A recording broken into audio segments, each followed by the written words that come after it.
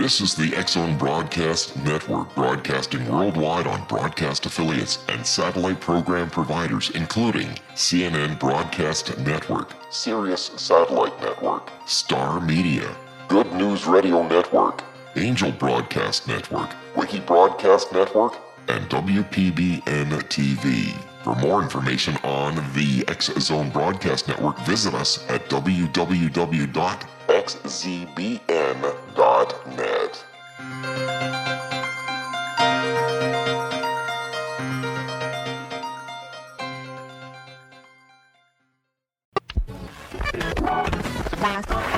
All Hit Radio.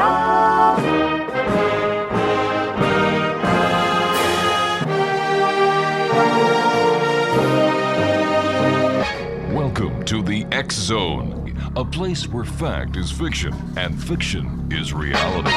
Now, here's your host, Rob McConnell.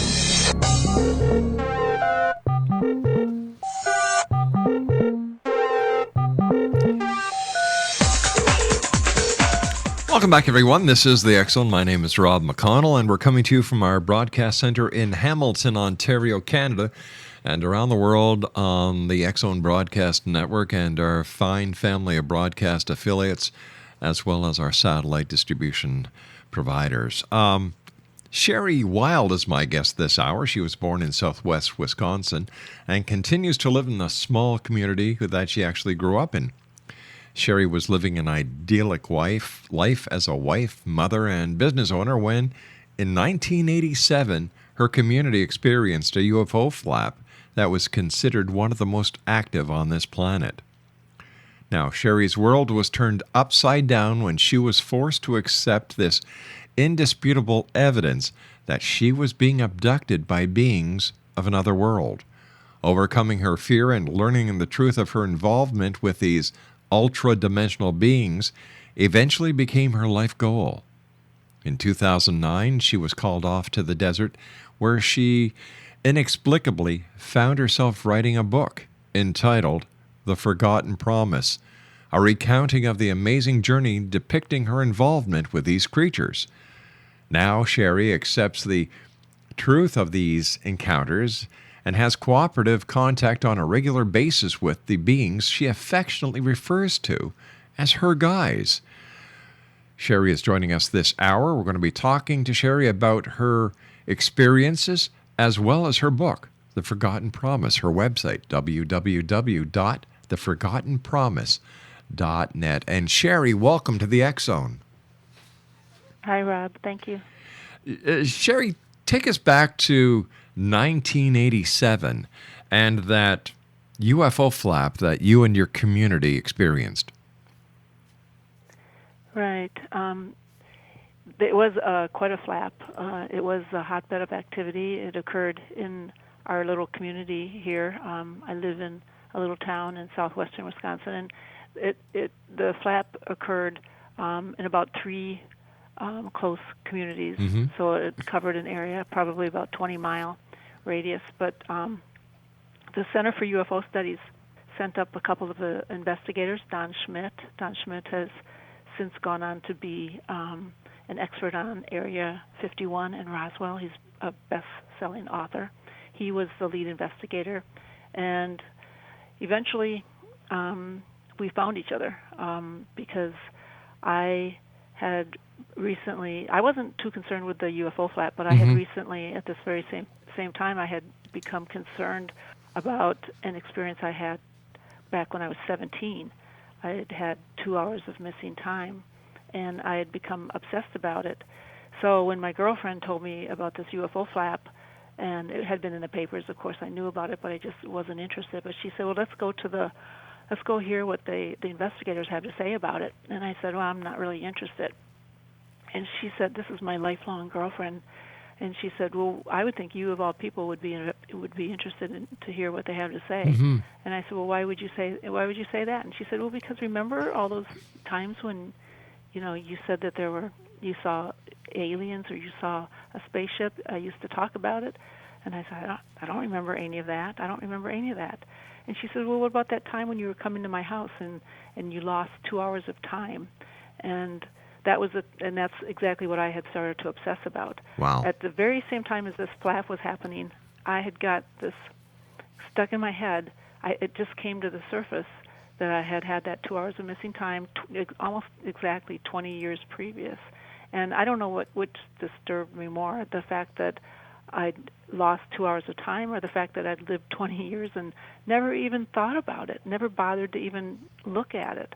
And all of a sudden, I became obsessed with trying to remember. So when she told me about this, the investigators coming up then, she said they had it in the paper that they were looking for people who had maybe seen a UFO and then had missing time. Mm-hmm. And I said, and that intrigued me. I said, well, what is that? What is that about? And she said, well, they say that they want to talk to those people, and they would use hypnosis to help them find out about their missing time because they think that the aliens on the spaceship captured the people, and took them aboard the ship. And I just laughed, and I said, would you listen to yourself? Would you hear what you're saying? I said, that's the craziest thing I ever heard of. And she said, well, that's what you said happened to you. And I didn't remember any of it, but she was kind of my memory for me. But I went to the news report or whatever they called it at the gymnasium. I went with her because I wanted to get the name of a good hypnotist. Right. And that's what happened. I went there, and instead, my memory, they showed some pictures of some ships, asked if anybody had seen any of those, and it just blew my mind apart. I started having flashbacks, and well, you and I are going to have a bit incredible. of a cliffhanger here because we have to take a 2-minute commercial break. Yeah. Sherry Wild is my very special guest this hour, Exonation. We're talking to Sherry about her experiences and the ETs that she affectionately refers to as her guys. She's the author of The Forgotten Promise. Her website is www.forgottenpromise.net. Sherry Wild and I return on the other side of this break. Don't go away.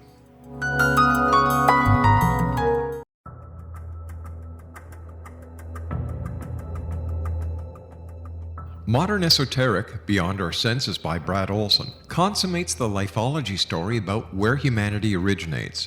It is the lost continents, the primitive wisdom, the mythos of creation, and the rethinking of ancient history as we are taught in academia.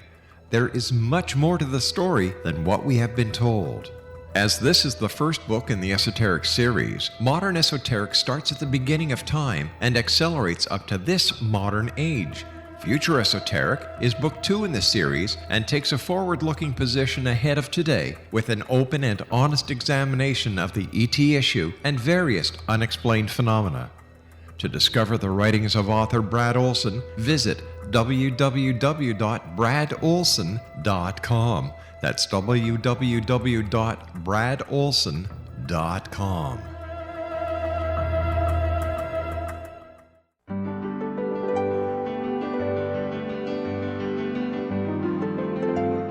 Named one of the world's greatest psychics, Elizabeth Joyce is now giving readings worldwide via Skype. Elizabeth Joyce is recognized for her clairvoyant ability to help find missing persons, her analysis of dreams, past life regression work, mediumship, and her accurate predictions. Elizabeth has been a frequent guest on the X Zone radio show with yours truly, Rob McConnell, now for several years. For an appointment with Elizabeth Joyce, call 201-934-8986 or Skype at elizabeth.joyce. And for more information, you can always visit Elizabeth Joyce online at www.new-visions.com.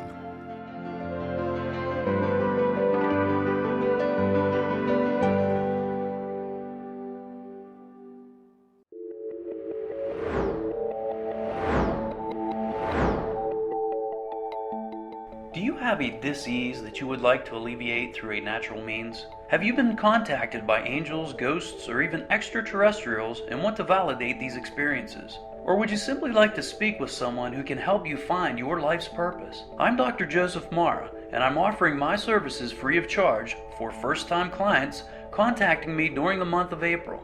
These free consultations include angel card readings, guided meditations, life coaching, and energy healing. If you have always wanted to explore these types of experiences but were skeptical or simply could not afford them, then take advantage of this free special offer. Contact me through my website, aguidinglight, spelled LITE.com, to schedule your consultation today. Until then, I offer you love, light, and laughter.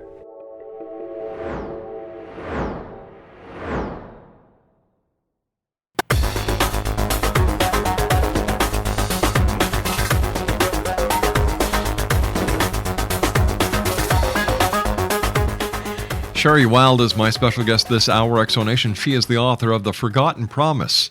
Her website is www.theforgottenpromise.net. And Sherry, before we went to the commercial break, you were telling us about the UFO flap that had been reported on in your little town where you lived, and going back to 1987. A girlfriend reminded you about your very own missing time, where you had talked about seeing a spacecraft when you were younger on your way to her house. You then went with her to a meeting where investigators, including Don Schmidt, were talking about the UFO. They were asking for people who may have had an experience or encounter.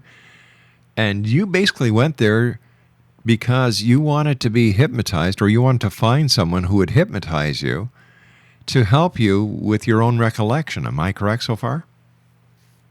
Right. I went there looking to get the name of a good hypnotist, and I was actually quite arrogant when I walked in there, thinking that these people that were there who believed in abductions and that aliens would kidnap humans and take them aboard a spacecraft. I thought that was goofy, and I never, ever considered that what had happened to me might be something along those lines. So I was just looking for the name of a good hypnotist. It was before computers. It was before you could Google and go online and find things like that. So I just thought that these people might have the name of a reputable hypnotist. But what happened is they showed pictures of some spacecraft that had been sighted in the area and asked if anybody there had seen any of these, and it created an explosion in my head. And I remembered that I had a sighting just 2 nights previous to this meeting, and it just created a lot of conflict in me. So long story short, I did talk to Don Schmidt, and I told him that I'd seen the craft, but I didn't really want to talk about it very much.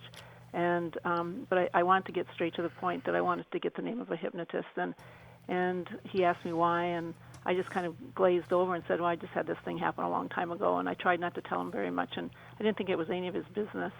But he wanted to know why, and I wanted the name of the hypnotist, so I shared with him, and he stayed in touch with me, and he convinced me to allow the Center for UFO Studies to be the ones to regress me.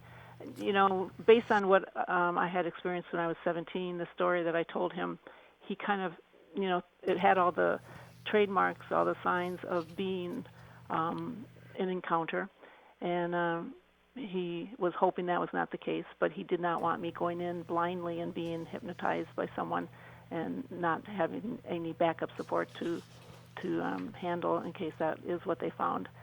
So that's how I ended up opening up my memories to what turned out to be a lifetime of this involvement. It started when I was a very small child. Let me ask you this question, Sherry. To this day. Why you? What's so special or different about you that, the guys that you call her guys chose you for this contact? Yeah, that's the number one question I get asked, and my answer is always the same: is that they didn't choose me. As I've peeled away the layers to my memories, I eventually came to understand that I chose them. That this is what I'm doing here, along with millions of others of us have come here as volunteers, I would call it. Dolores Cannon probably penned that. I considered myself a participant in a program, but Dolores calls us volunteers, and that's as good a word as anything. So I have come to remember, little by little, my memories are opening up, and I just remember things, and I remember who I was before I came here. I remember volunteering. I remember offering to come to be of service. And so I chose them. And before I came here, I made sure that I made them promise that they would not leave me, alone for too long. I didn't want to lose my connection. I didn't want to get lost behind the veil of forgetfulness, because that's what can happen. All right, let me ask you a question here. You say that you chose to come here. So are you a human being, or are you an alien? Are you a hybrid? What are you? Well, I'm a human. All of us are humans, and we've all of us on the planet have history of having been in other incarnations, other lifetimes on other planets and other places. For me, this is my first time here in human form, but that's true of a lot of different people who are on the planet, especially now at this time during this great time of awakening for the planet and for humanity. So many of us came as volunteers. It had to be done because humanity, planet Earth, the people on planet Earth have been stuck in this cycle of reincarnation, death and birth and death and rebirth for a long time. And planet Earth herself had held back her own evolution in order to wait for her children to awaken, and it just wasn't happening. The planet basically was enslaved, and so we had to put this plan into effect to try to bring about this awakening. So the awakening, is it spiritual? Is it of extraterrestrial origin? You bring in a metaphysical side that you tie in very nicely with the extraterrestrials, and you talked about reincarnation and past life regression. I have been to a number of very well-known regressionists, and not one of them can regress me to a different life. How come? Oh, really? Interesting. Really? I know that, I think that's interesting. I mean, maybe you came here direct from source. I can't answer. I know that if you try to regress me, I can't recall anything other than just being an etheric being. I'm not sure what dimension I was in, fifth or sixth dimension, but I wasn't in form. I didn't have a body. I had somewhat of a body, but it's not anything like this kind of a dense body. Maybe you had the same thing. Maybe. I don't have any former memories of lifetimes either. So, Yeah. Are we spirits that are from another planet?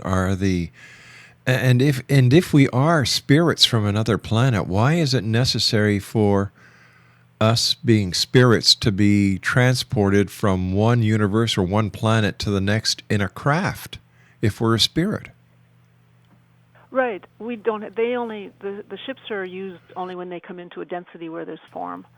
I know that that's one of the questions too. Is how do they get here? Yeah. And it's the universe is really a hologram, and just like life on this planet is, in all honesty. So the truth is that we're energy, and so you don't need a ship until you get here, until you get into a density where it's required to have one. So, from what I remember is you project, you project a thought, and because you're energy, you're just there. But they use a ship for being in this coming into this density when you come down into the fifth, fourth, third density. Tell me, have you ever been harassed by the government? I was visited by the Men in Black back in 1980, I think it was 88 or 89, the Men in Black, and I believe them to be part of the government, but I've not been harassed by the government of late that I'm aware of. I don't believe so, no. What was your contact with the Men in Black like? It was horrific. It was absolutely horrible. The way that I describe it in the book is, and I don't go on about it very much because it's so awful, but I described it as that they beat my soul. They came in one night and they programmed me, and I have not been able to be regressed since then. They did it on my third regression when Don was going to investigate one of my encounters from when I was younger, and they did not want me doing that, and they gave me some warnings. The majority of medical professionals and scientists put no credence into past life regression or regressive hypnosis. How do you deal with that skepticism? I think everyone's entitled to their own opinion, and I don't try to convince anybody of my story or of my experiences. I'm not interested in trying to do that, because there's no way that I can. It's my memories, it's my experiences, and as far as regressions, I'm not sure what I think about that. I only know that for me, I had 2 hours of missing time when I was 17. I couldn't access the memories, and Stanley Mitchell, who was just a phenomenal hypnotist, I think just the best hypnotist in the world, he was fantastic with me. He was very patient and kind, and he was able to access those memories. And I absolutely know without any doubt that what I recalled under hypnosis was absolutely the truth of what happened to me that day. Have you ever been submitted to a lie detector test? I'd like to take one. I haven't. No way. No, I have not. If these guys are visiting Earth, why don't they just show themselves, get the skepticism over, put their cards on the table, let us know what they want, end the mystery? Well, I know that's another question that gets asked a lot, and they don't really care about showing themselves. That's not what it's about. What it's about, these beings are very spiritual. You talk about me segueing nicely from the abduction experience into the spiritual side of it. They talk continually about the Creator. As a matter of fact, my guy, when I asked him if he was a Zeta, because he looks like a gray, I said, "Are you a Zeta Reptilian?" And he said that would not best describe the truth of who I am. And I said, "Well, you look like a gray. You look like one." I said, "Well, then who are you?" And he hesitated a little while, and he said, "I am a voyager of the universe, going where needed in service to the Creator." And they taught me the three important things to know, which the first one was, we are all one with our Creator. These guys are not about making themselves known. They're about caring for mankind, wanting us to free ourselves from the enslavement that's taking place on this planet. All right, stand by, Sherry. We've got to take our commercial break with the news at the bottom of the hour. Exonation, Sherry Wilda is our guest, www.theforgottenpromise.net. We'll be back on the other side of this break with the news as we continue here in the X Zone from our broadcast center in Hamilton, Ontario, Canada. Don't go away.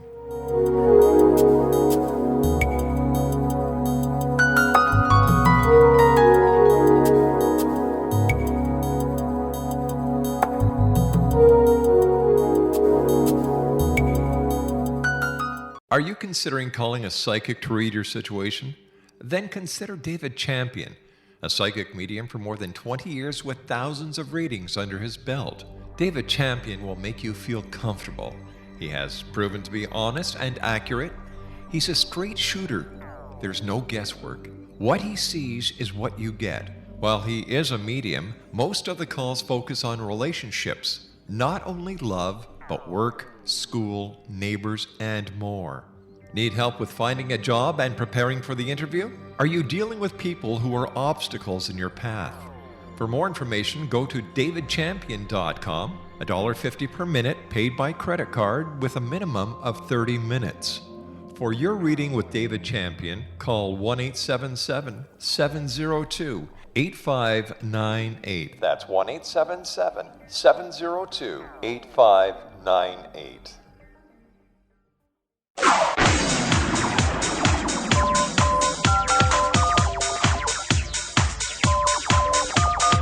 Now you can dial in to listen to the X Zone radio show from anywhere in the world with Rob McConnell 24/7, 365 by dialing 213-401-0080. That's 213-401-0080. If you have a mobile phone or landline, the X Zone radio show with Rob McConnell is now at your beck and call at 213-401-0080. That's 213-401-0080 24/7. 365.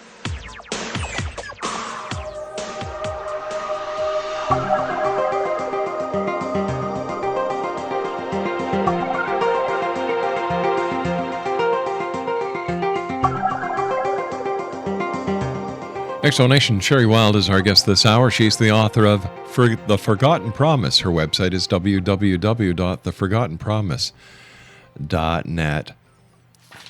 So, Sherry, let me ask you, what do the guys want? Why are they here? They want us to awaken. They want us to rejoin the rest of the universe. Planet Earth was held back a long, long time ago, and has been quarantined for a very long time.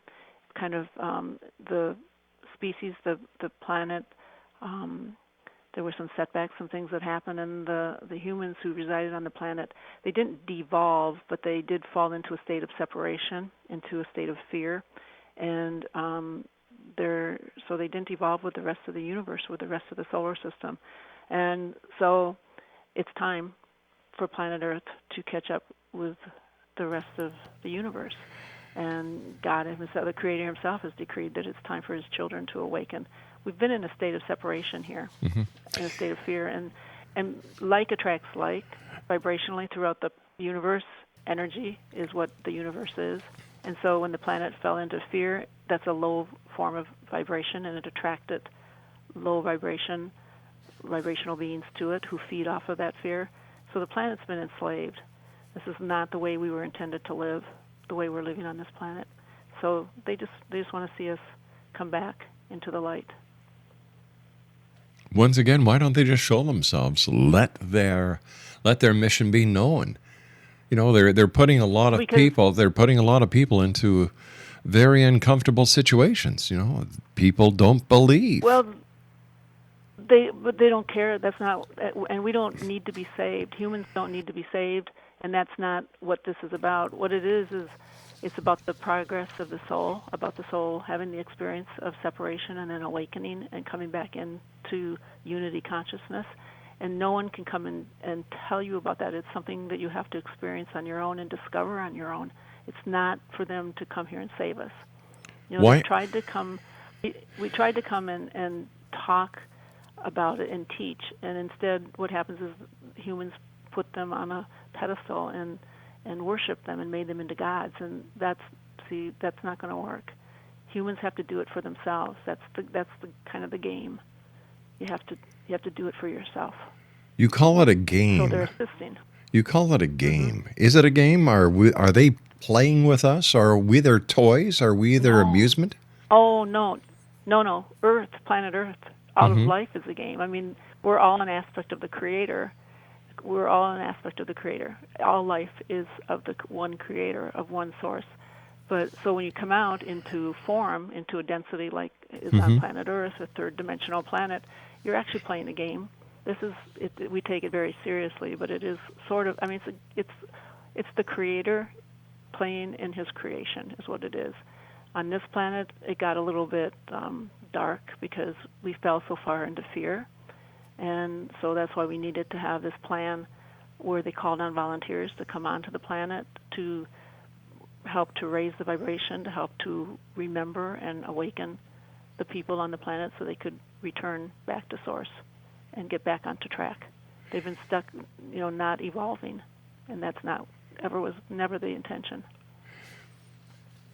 How often do you have contact with these extraterrestrials or these beings, or as you call them, the guys?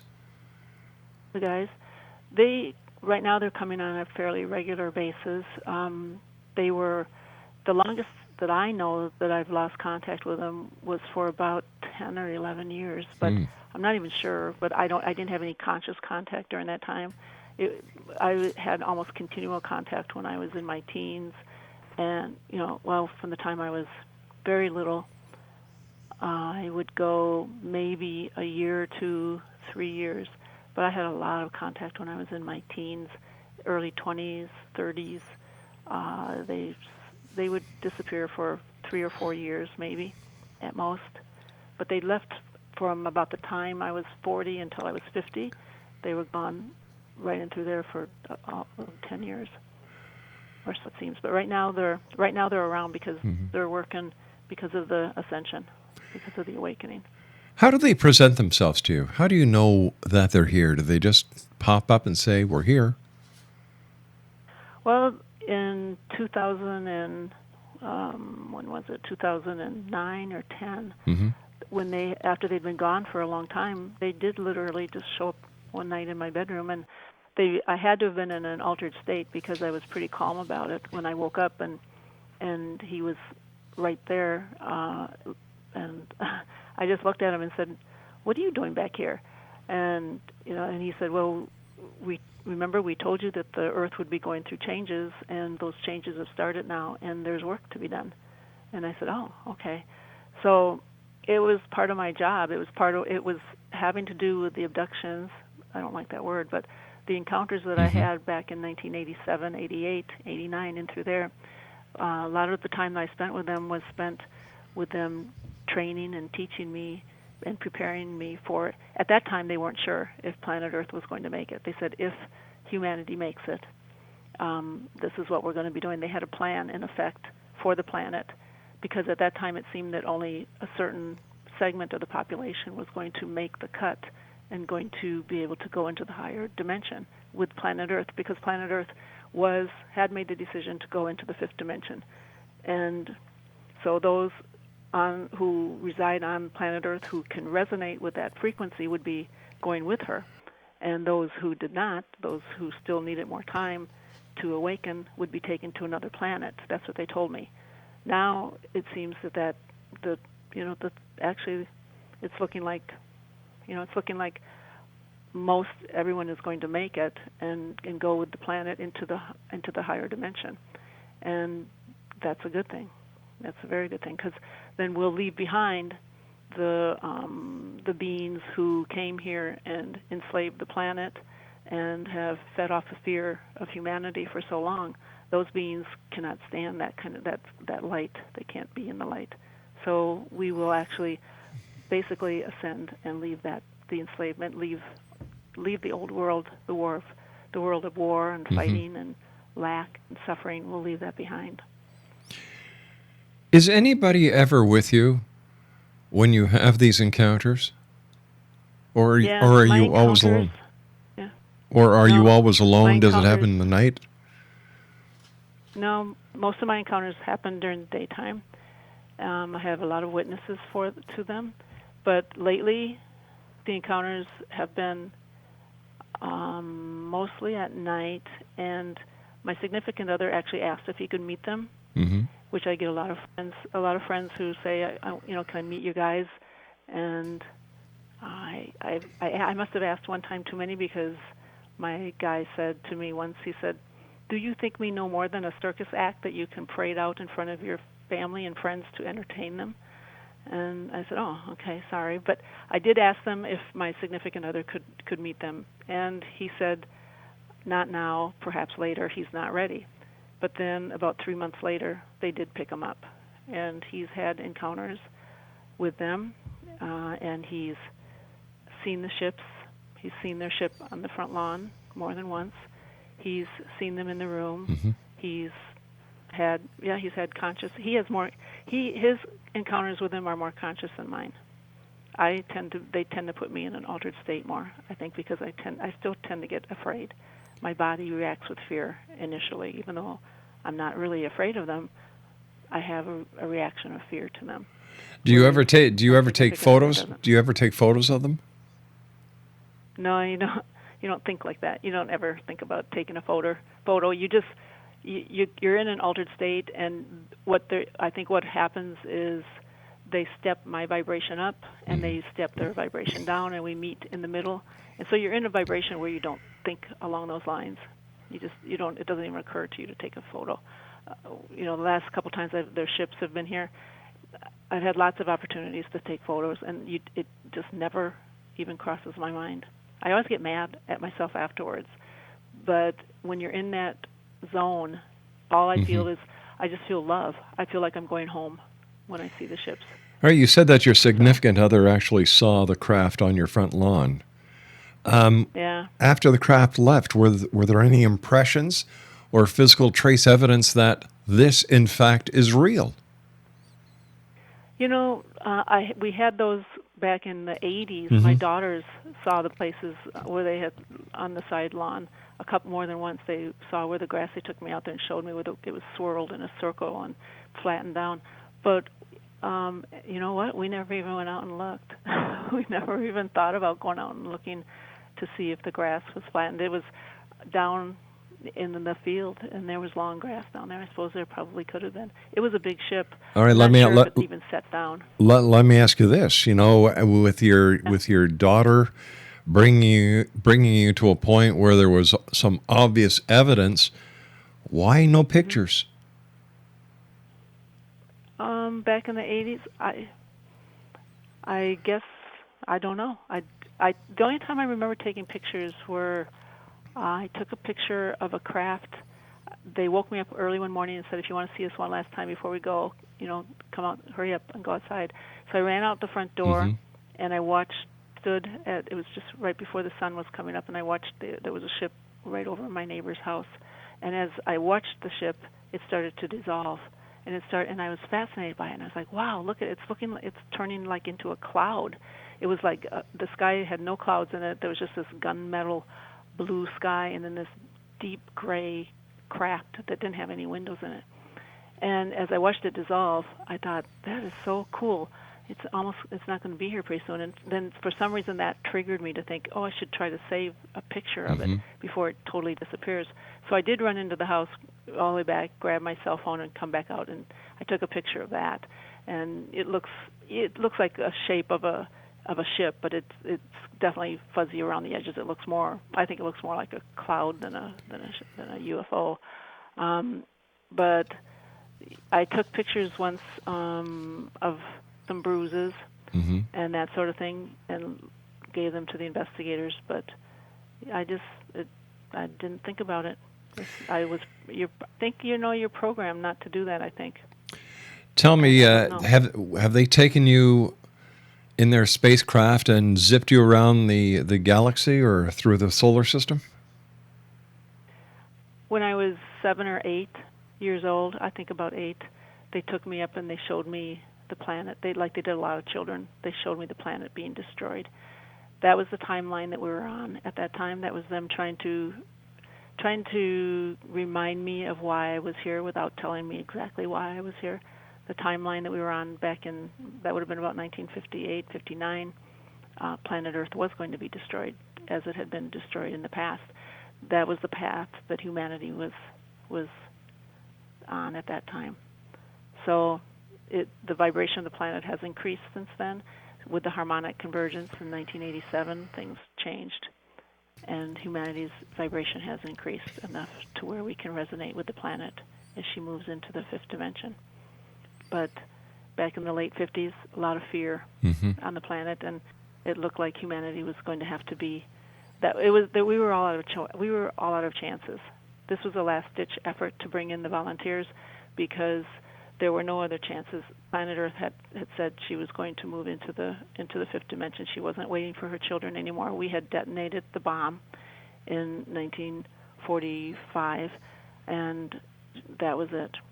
There were no more chances left. Humanity was either going to make it or they were not going to. That's why the hybrid program was so active at that time. We were working to save humanity, the Earth humans' DNA, because we didn't think any were going to survive. So, it's a wonderful story. If true, how can you prove it to me and to the listeners around the world that what you're telling us is in fact true and not just a made-up story? Well, if you read my book, one of the first sentences in my book is that I don't have any proof. I don't have any proof, and I can't offer you any proof, and it'll either resonate with you or it won't, and it doesn't matter to me. I'm not here to try to sell you on a story. I'm here to, at the very least, try to get people to think outside the box, because what has happened on planet Earth is just a crying shame, with the humans having been pretty well enslaved and told what to believe. So I'm just trying to cause people to look at their belief system and say, is this what I believe, or is this what I was told to believe? But And when you speak to other contactees and others who have been abducted, they say that we have free will. We are here with free will. So if we have free will, how can they destroy a planet that they gave us permission to do with whatever we wanted to do because of free will? It's true that when we were originally created, when Earth humans were originally created on this third-dimensional planet, they were gifted with free will in order to learn to be co-creators with their creator. But the free will was hijacked, Rob. Humans' free will on this planet was hijacked by their fear-based egos. And the fear that they fell into was perpetrated and was actually fed by the powers that be that took over this planet. And those powers that be feed on that fear. And so humans have been manipulated and controlled. They've been, they're being dumbed down and kept in the dark and told lies, so that these beings, these powers that could be, that are in control, can feed off of their fear. So their free will is long gone. So All right. what I teach is that you surrender your will and you realign your will with the Creator's. All right, stand by. We've got to take our final break. X-Zone Nation Sherry Wilda is our guest. She's the author of The Forgotten Promise, www.theforgottenpromise.net. And we'll be back on the other side of this commercial break as we wrap up this hour here in the X-Zone from our broadcast center in Hamilton, Ontario, Canada. Don't go away.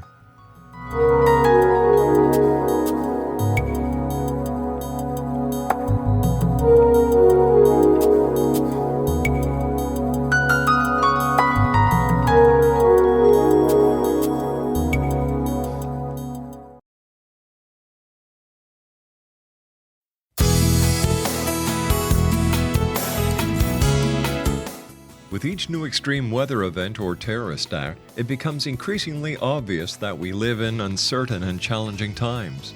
We all buy car insurance. Why not collapse and catastrophe insurance? Matthew Stein, an MIT-trained engineer and green builder, has written 2 outstanding books to help people prepare, plan for, and deal with everything from minor situations lasting a few days to full-on collapse. Matt's first book, When Technology Fails, is a manual for self-reliance, sustainable living, and surviving the long emergency. This massive book covers the gamut from first aid and emergency preparedness to alternative healing, renewable energy, primitive living skills, and 18th century technologies that could be critical to your comfort and survival in a long-lasting crisis. Matt's second book, When Disaster Strikes, is a comprehensive emergency preparedness handbook and survival guide. When Disaster Strikes is an essential item for every family's go bag. Both books are available at all usual sources. There's a wealth of totally free information posted at whentechfails.com, and author-signed copies may be purchased at mattstein.com. That's www.whentechfails.com and www.mattstein.com.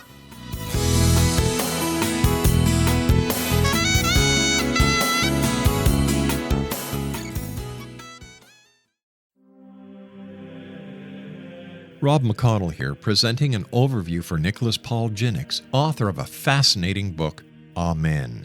It presents facts revealed by Egyptologists, facts that enable us to understand why Amen is the beginning of creation of God. It provides recommendations for religious leaders of the major religions to unify their beliefs and teach the Word of God. Love one another. Amen informs people how mankind conceived God. It was the Egyptians that developed the concepts of a soul, a hereafter, and Son of God. And finally, after the worship of many gods, they conceived the belief in one universal God, the maker of all there is. For more information, visit www.futureofgodamen.com. That's www.futureofgodamen.com.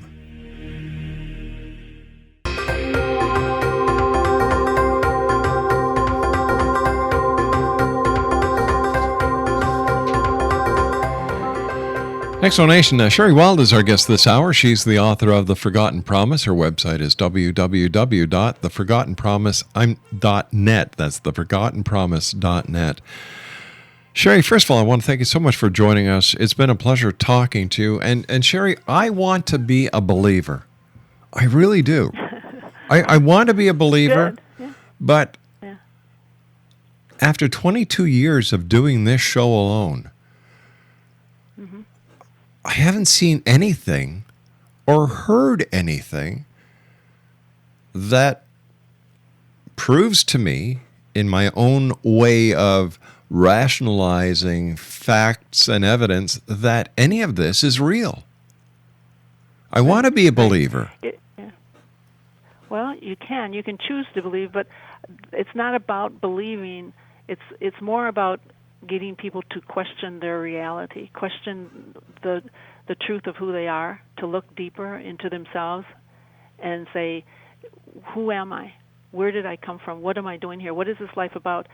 I would ask you this, Rob. If you I don't know if you have children, but if you have children and you're a creator, okay, is this the kind of world you would create for your children? Is this the kind of world you would wish if you were omnipotent like our Father Creator is?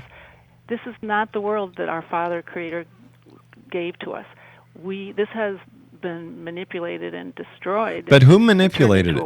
Who manipulated it? The beings that were attracted to the darkness that came onto the planet when humanity fell into fear. All right. If that is the case, why hasn't the Creator done something? Why didn't the Creator or his emissaries come to the planet, take the negative forces away, and repair the damage so that we could progress in the way that he wanted? That's what I would do as a father. That's what I would do as a father. I know, but you answered it yourself a little while ago when you said free will. You see, that's the greatest escape. That is the greatest escape clause that every person who... But it's true. Wait a sec. Wait a second. But our Creator doesn't... Wait a second.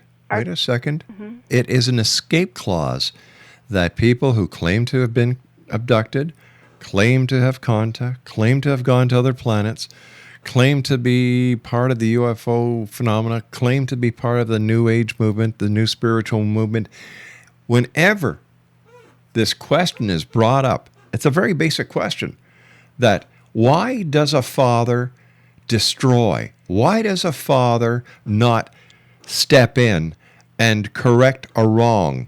I always get the same answer. Well, we have free choice. As a father, I will not. And if you show me a father who does not help his children, who does not step in front of them in the light of danger, who does not do everything in his power to protect his children, that's not a father. That's an enemy. That's an abuser. Yeah, but I can answer it if you want me to answer. You've got 15 seconds. Okay, well, in our Father's eyes, we have not done anything wrong, and there is no danger to us. The truth is that we're not in danger. We're eternal beings. We are as we were created, and this is an illusion. This is a holographic universe. And so the truth of it is our Father knows that in truth we are not in danger. We are just having an experience, and we are asleep, and we will awaken, and we will be just fine. Well, thank you very much, Sherry. Great talking to you. I don't agree with you. I really don't. All these encounters, no proof. The opportunity to take a picture of where a spacecraft landed, allegedly, no proof. Once again, a great story. I love her story. It should be a screenplay. But do I believe it really happened? I don't know. There's no proof. I want to see proof. I want to believe. I'll be back on the other side of this commercial break with the news. Don't go away.